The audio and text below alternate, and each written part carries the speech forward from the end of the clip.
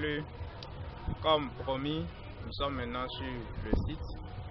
Aujourd'hui, nous sommes là pour l'entretien avec les responsables du site du jardin de l'UAC. Et quand on dit UAC, c'est l'Université nationale d'Abomey-Calavi. Et les responsables nous ont promis un entretien. La dernière fois, nous avons dit ça dans notre numéro. Aujourd'hui, nous sommes sur le site et tout à l'heure, nous allons discuter avec un responsable et il va vous parler de comment le projet d'aller à la terre est venu à des intellectuels qui sont censés normalement après leurs études aller s'asseoir dans un bureau climatisé et attendre que l'État les paye leur salaire chaque mois. Nous sommes avec un gestionnaire du site et comme on vous avait dit, le monsieur va essayer de répondre à nos interrogations pour que vous puissiez comprendre comment se fait-il qu'un jardin se retrouve au centre universitaire. Bonjour monsieur. Bonjour. Et les internautes aimeraient savoir qui on a en face de nous. Donc vous allez vous présenter brièvement à notre caméra. D'accord, merci beaucoup.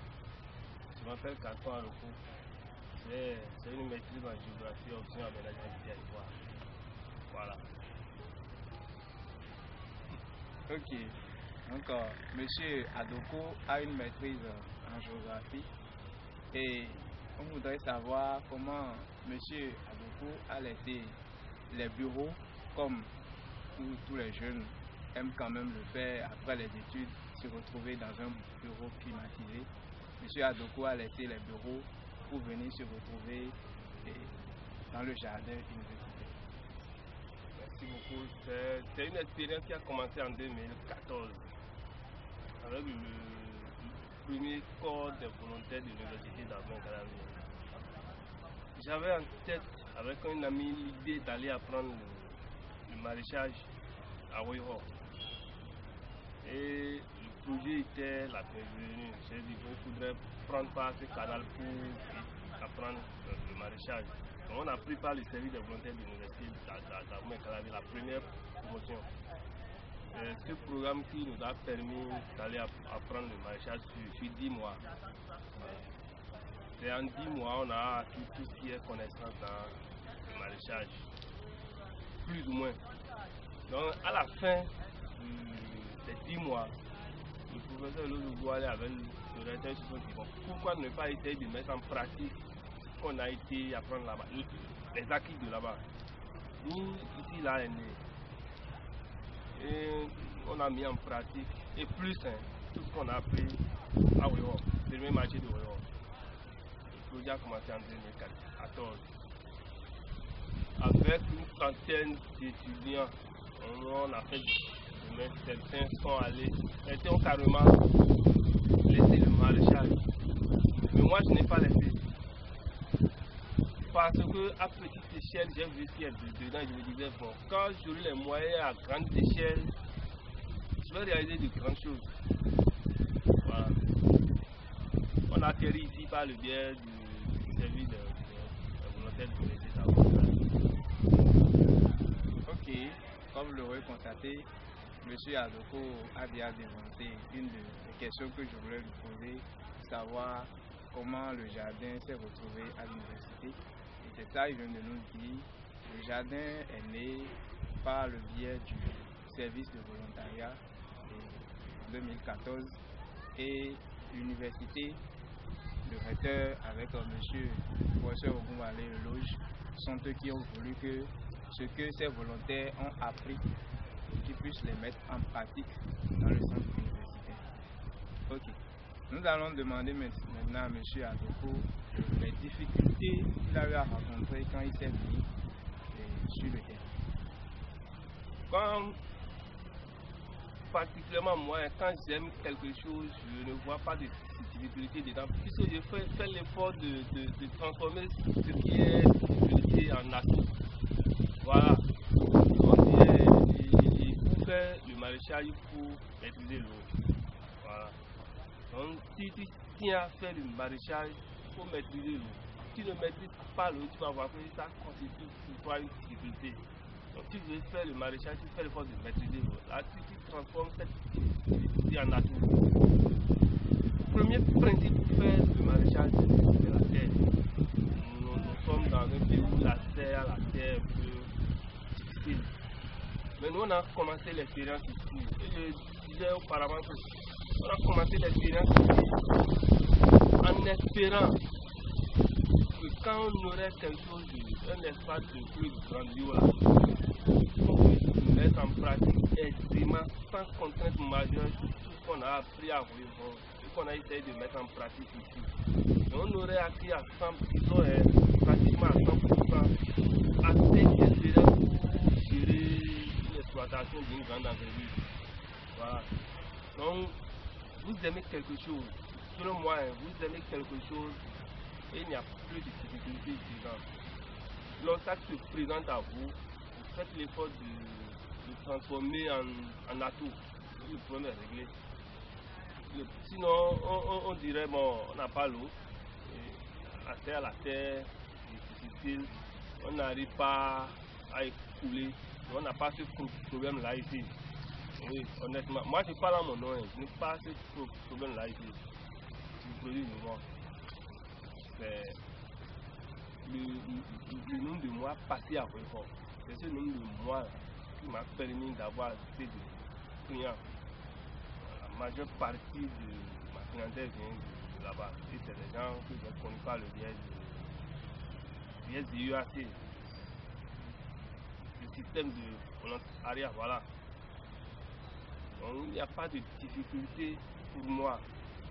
Tu tiens à faire le maraîchage, tu fais l'effort pour maîtriser. Parce que c'est la maîtrise de la terre, la maîtrise de l'eau, c'est tous ces composants qui font qu'on parle de maraîchage. Voilà. Ok, chers internautes, je vois que ce que M. Adoko vient de dire, c'est très capital. On lui a demandé de savoir les difficultés qu'il a rencontrées. Moi, j'ai été ravi. Il me dit qu'il n'a pas eu de difficultés. Ça m'a étonné au prime abord. Mais il a dit que, étant motivé, qu'il a transformé cette difficulté en avantage. Et c'est ça qui lui a permis de pouvoir continuer et quand même, il se sent à l'aise dans ce qu'il fait. Parce qu'il a dit au départ, ils étaient une trentaine, les gens sont abandonnés à cause des difficultés bien sûr, mais lui il a su transformer cette difficulté en avantage. Maintenant, nous allons demander à M. Adoko si l'agro-entrepreneuriat nourrit son Merci beaucoup.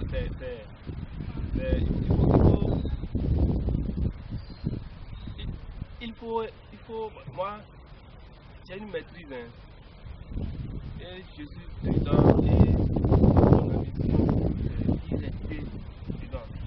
Vous savez, il y a un monsieur que j'aime bien suivre, un monsieur certain Amadou Sidibé, il est malien, un architecte transformé en agro, il est immense. Voilà un monsieur qui dit il a investi 300 millions pour mettre une ferme en place et qui gère comme bénéfice à la fin de chaque année 200 millions. Il a fait un investissement de 300 millions et à la fin de chaque année, il a 200 millions. Donc, il va prendre en une année et demie, il a déjà amorti les 300 millions. De façon honnête de vous à moi, l'État va vous employer sur une année et demie, vous pouvez gagner, vous pouvez amortir 300 millions. Vous ne pouvez pas. Donc quand moi j'entends que je vois ces choses-là, j'ai envie de rêver grand. La motivation est déjà là. Et je l'avais dit. Quand on aurait l'espace, et ça viendra parce que nous travaillons pour, ça viendra. Il n'y a pas un boulot où tu de façon honnête, tu peux gagner facilement chaque mois. Voilà, moi je vais rester dans ce travailler, gagner assez de euros à la fin. Voilà pourquoi je suis dedans. Ok. Monsieur Adoko nous a dit que si lui, il est dans l'agro-entrepreneuriat, d'abord c'est parce que il est expliqué de monsieur malien qui a investi 300 millions. Ensuite, il fait plus. Il a engagé 200 millions. Ce qui voudra dire qu'en 2 ans, il se retrouve banalement à 400 millions. Il a déjà récupéré ce qu'il a investi et se retrouve encore à 100 millions d'intérêts déjà. Imaginez ce qu'il va trouver à la suite. Donc, monsieur Adoko est un qui rêve de toucher la vie. Monsieur Adoko, comment il est sûr de tomber dans les conditions. Et que celui qui veut être riche ne peut pas être à la vie. Il faut donner 99% d'inspiration, 1% de transpiration et on est sûr qu'on sera épanoui. Ok, nous allons demander maintenant à M. Adoko ses projets d'avenir. C'est d'installer complète. La chose a déjà commencé. On va garder, on va rester en contact. Au moment opportun, je vais vous inviter, vous allez voir. C'est un complexe où on va élever pour la poulaille, mais associé à l'élevage et au maraîchage. Puisque je vais directement utiliser les produits de l'élevage pour le champ. Donc, je veux démarrer cela sur un état d'abord.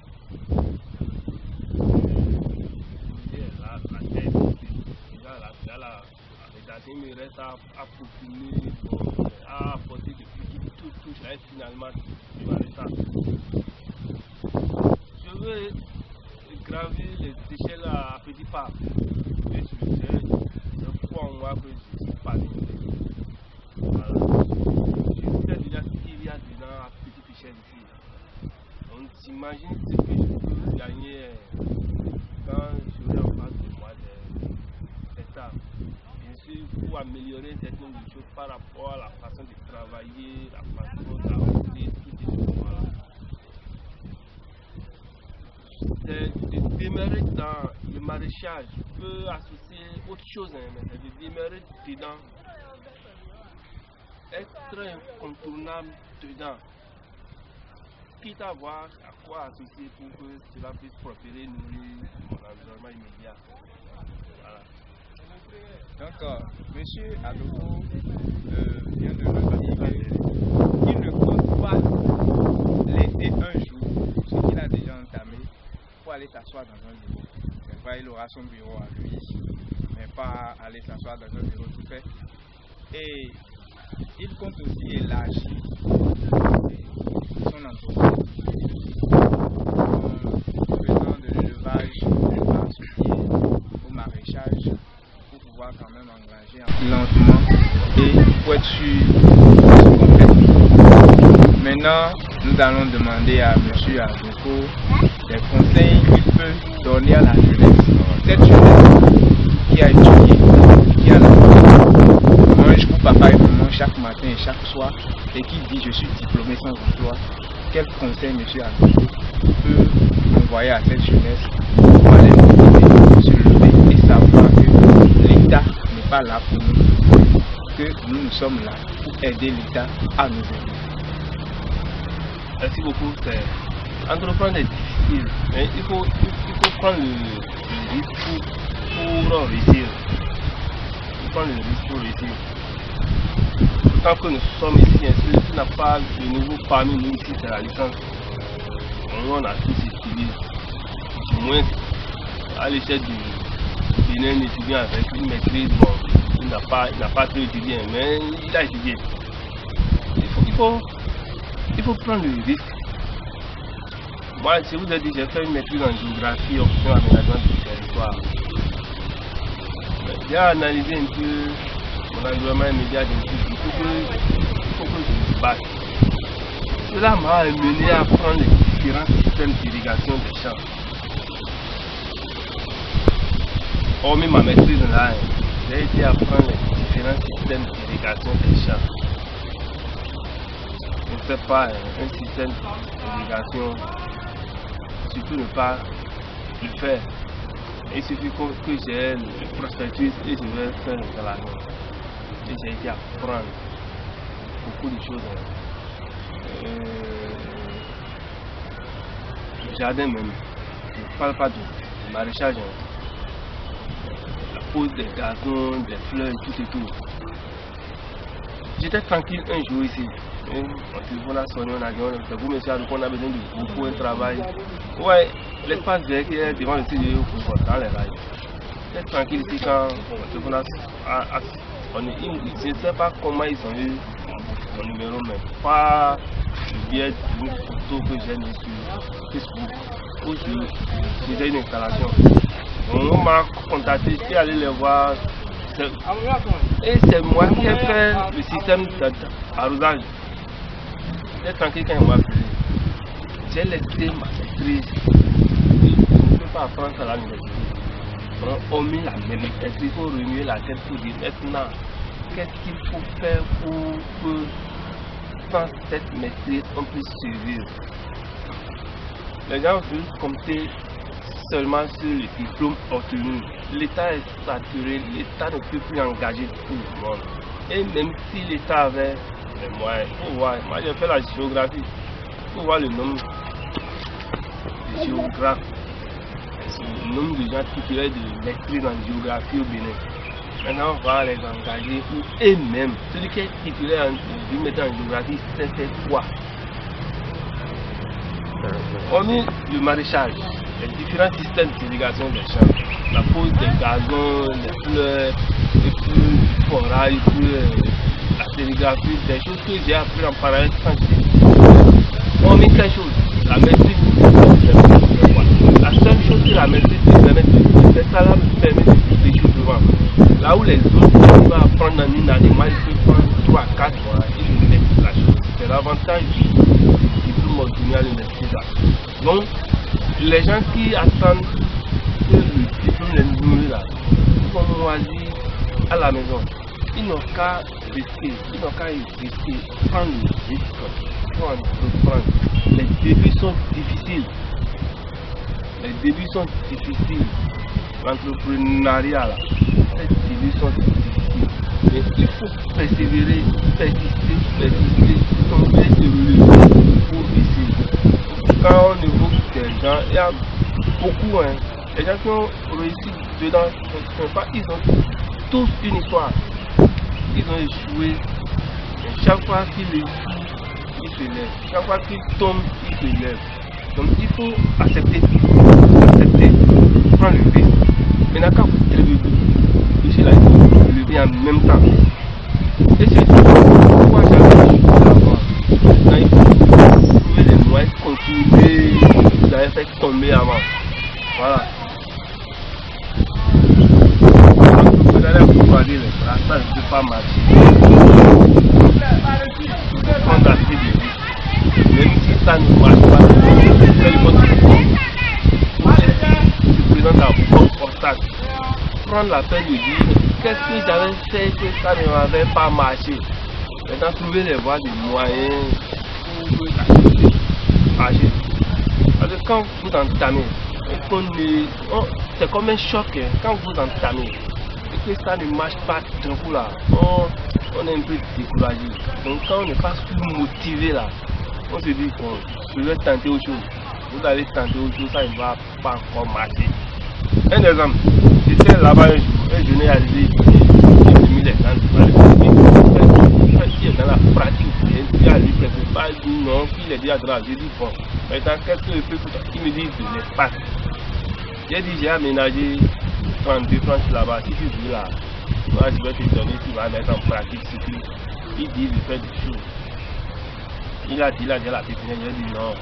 Si tu mets les choux là, est-ce que tu as étudié les quand tu n'as pas vu les traces de tagots, machin, il dit non, que lui va continuer ça. Il sait quoi, il dit si tu mets là, si tu mets ça aujourd'hui, je te promets que le lendemain tu me retrouves. Il dit non, c'est ça, il m'a lancé un défi.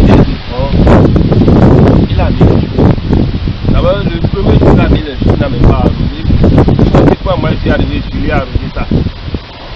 Le lendemain, je vois que les dragons commencent. Je l'avais dit, il faut trouver un moyen pour les Vous allez dire non, il va et les escargots tout manger.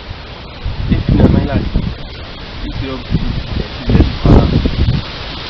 à sa part, je prends l'expérience et je fais tout possible pour combattre ces escargots-là. Parce qu'il ne peut pas réfléchir plus que moi. Il est parti depuis l'année. On commence par réussir en même temps. Il faut réussir progressivement. Beaucoup de gens viennent. Il ne faut pas se dire maintenant je maîtrise, je ne peux plus faire telle chose, c'est impossible. Et on est dans ce système beaucoup à cela, c'est ma maîtrise, beaucoup de choses qui va faire ça. Les parents aussi. Au niveau des parents aussi, les parents se disent mon enfant ne peut pas avoir une maîtrise là et aller faire ça. Nous, quand on fait ça, puis les gens viennent, ils ne pensent même pas que nous sommes étudiants, des mois de suite même. Je dis, oui. Quand vous nous voyez, vous pensez que nous n'avons pas étudié. C'est comme ça. Ils pensent que nous n'avons pas étudié. Et je dis, comment vous pouvez avoir une maîtrise et faire ça? Alors qu'à l'intérieur, il y a des gens qui ont tout, ils ont le dernier diplôme, ils font ça. Ils font ça. Les parents doivent commencer par nous. Malheureusement que nous, on n'a pas eu l'obstacle. Voilà. Je suis fils d'agriculteur. Ce n'est même pas cela qui m'a même permis de le faire. Moi-même, je le voulais. Je le voulais. Je vais réussir dedans. Je vais réussir. Quand je vais tout mettre, on va rester en contact. Et vous allez voir. Parce que il y a 3 ans, on va laisser ça là. Personne. Vous aurez le temps de voir que ce qu'on a dit aujourd'hui, qu'on a pu mettre ça en pratique. Moi, je vais vous ça. Parce que même si les gens qui ont différentes maîtrises et qui pensent qu'ils ne peuvent pas apprendre, faire ça là, qui ne peuvent pas entreprendre, ils n'ont qu'à retourner leur fait. Vous dites, vous avez la maîtrise certes, si pour le moment, elle ne vous permet pas de vous nourrir là. Réfléchissez au travail entamé quelque chose. Il y a des gens ont vendu la bouillie ici, là, qui ont des maisons à étage. Parce qu'ils ont réfléchi, ils ont innové. Voilà. Voilà. C'est la partie où il est venu sur les parents. Parce que nous constatons aussi que les parents sont des obstacles à l'innovation de la jeunesse. Quand tu vas voir tes parents et tu leur dis, ah papa, aujourd'hui, quand j'ai fait le bilan, je pense que je vais me lancer dans telle chose, on te dira, mais c'est tes études universitaires, mon argent que j'ai dépensé, comment est-ce que je vais le retrouver? Il faut que les parents aussi, les parents amènent les enfants à vraiment à les soutenir. Il faut que les parents soutiennent les enfants et non les décourager. Vous voyez, M. Adoko a dit qu'il est motivé et que la première des choses c'est la motivation. Il faut avoir la passion. Il faut savoir que derrière un échec réside une grande réussite. Monsieur Adoko demande à la jeunesse de se lever. Que parler français dans les rues, je suis diplômé sans emploi, tu me connais, je suis ci, je suis ça, que ça ne nourrit pas son homme. Il faut aller en pratique. Et que aller à l'école permet à celui-là de pouvoir mieux réfléchir que celui qui est resté à la maison.